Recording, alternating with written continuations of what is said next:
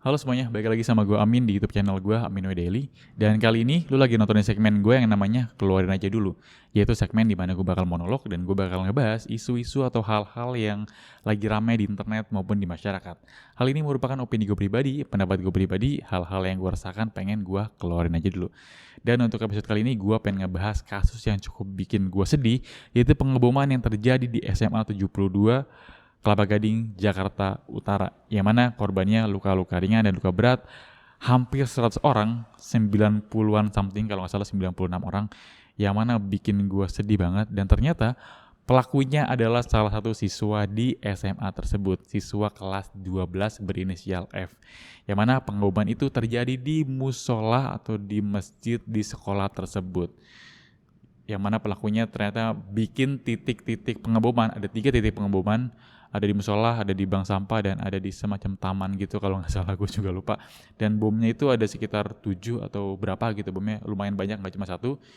Yang mana dibikin sendiri sama siswa atau si pelaku tersebut. Yang mana eh, korban paling banyak tuh terjadi di musola karena pada saat itu bertepatan dengan sholat Jumat. Yang mana ini bikin gue sedih banget, bikin gue bertanya-tanya dan heran juga, anak kelas 12 SMA bisa bikin bom, terus dengan sadar ngebom sekolahnya pada saat sholat Jumat di musola atau di masjid. Yang mana kan pada ngumpul itu semua kan, entah siswa, entah guru, entah staf sekolah kan pada ngumpul itu semua dan diledakin. Bersyukur nggak ada korban jiwa, tapi korbannya sangat banyak, hampir 100 korban, 90-an something. Yang mana gue bikin gue cukup heran juga, kaget juga, kok bisa sempet-sempetnya dan kepikiran buat ngebom sekolah. Sedespret-despretnya gue dulu sih kayaknya nggak mikir buat ngebom sekolah sih. Dan setelah gue telusuri memang siswa ini kayaknya agak nggak umum gitu sih kayaknya. Nggak umum tuh kayaknya tuh dia tuh sering menyendiri, yang gue baca-baca ya, dia tuh sering menyendiri dan emang nggak bersosialisasi kayak orang yang punya imajinasinya sendiri, kayak dia punya dunia sendiri di dalam pikirannya dia. Kayaknya dia nggak terlalu aktif di real life-nya, tapi di pikirannya memang rame gitu. Dan kalau lu lihat pelakunya, dia tuh kayak bawa-bawa senjata mainan gitu. Terus di senjatanya ditulisin for Agatha, kalau nggak salah ya, ntar gue coba cantumin deh. Kayaknya dia sedang bermain-main dengan pikirannya sih, gue nggak tahu ini disebutnya apa dalam psikologi ya. Dan kayaknya setelah gue telusuri juga, ternyata dia ketika digeledah rumahnya, dia didapati emang masih banyak semacam bahan baku buat bikin bom, dan ada juga ditemukan ditelusuri dia tuh mengikuti website atau video-video yang bersifat sadistis, yang gore, yang bunuh-bunuhan gitu, yang sadis-sadis banyak ditemukan. Kayaknya juga di rumahnya nggak begitu akrab sama orang tuanya, di sekolah pun nggak begitu akrab sama teman-temannya, sama gurunya juga. Jadi dia ya lepas aja gitu, lepas dari dunia, dia masuk ke dunia yang mungkin buat dia nyaman gitu. Dia ngelihat ada kasus-kasus yang pembunuhan, kasus-kasus yang gore, yang sadistis. Akhirnya mungkin itu yang tertanam di otaknya dia, akhirnya itu yang bikin dia ngelakuin semua ini.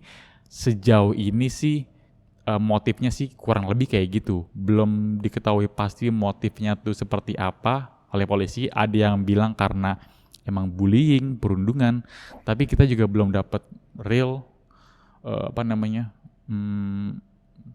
secara jelas gitu alasannya itu kenapa, belum, masih diselidiki sama polisian. Tapi sih mungkin juga ada salah satu penyebabnya karena bullying, karena ketidaknyamanan di sekolah, akhirnya teman-temannya kayak ngecengin dia, ngata-ngatain dia, ngebully dia.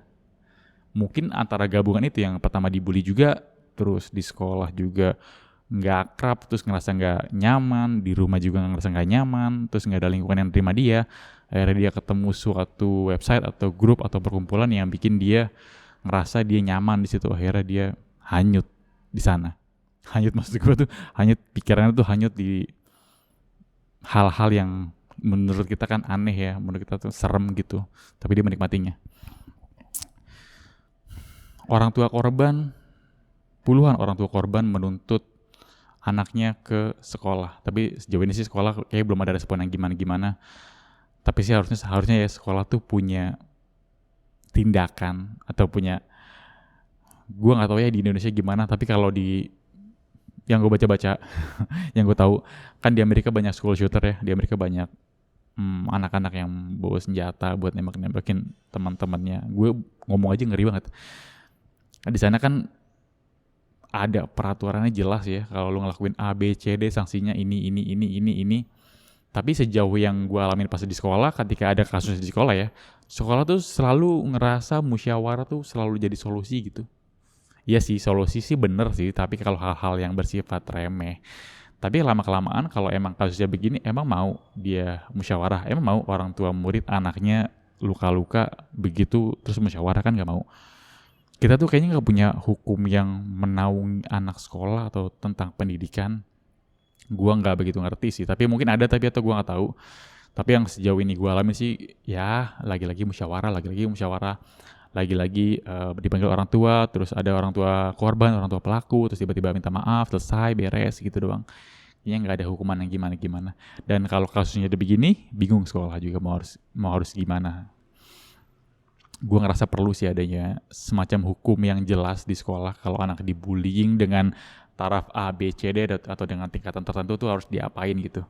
Nggak melulu harus musyawarah sih kalau kata gue ya.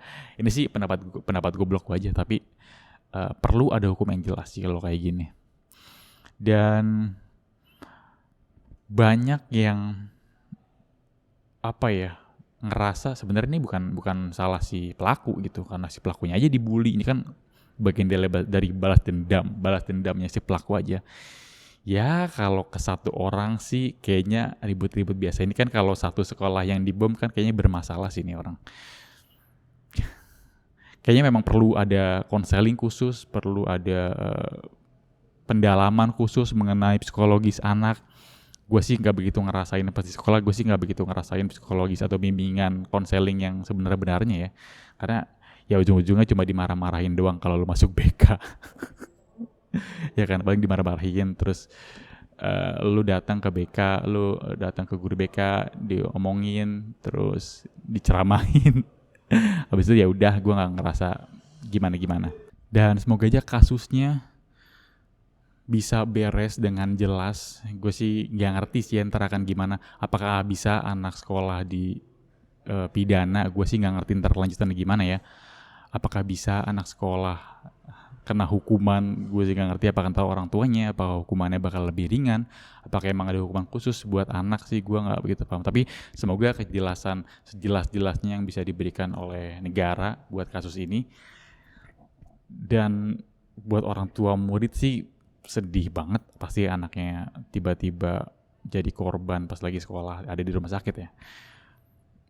Apalagi gue ngebayangin, gue sedih banget gue kalau ngebayangin. Dan gue harap mental issue atau mental health gak cuma dijadiin gimmick doang, ini sih beneran nyata ya. Kayaknya kita tuh perlu ngebenahin mental health sama-sama deh.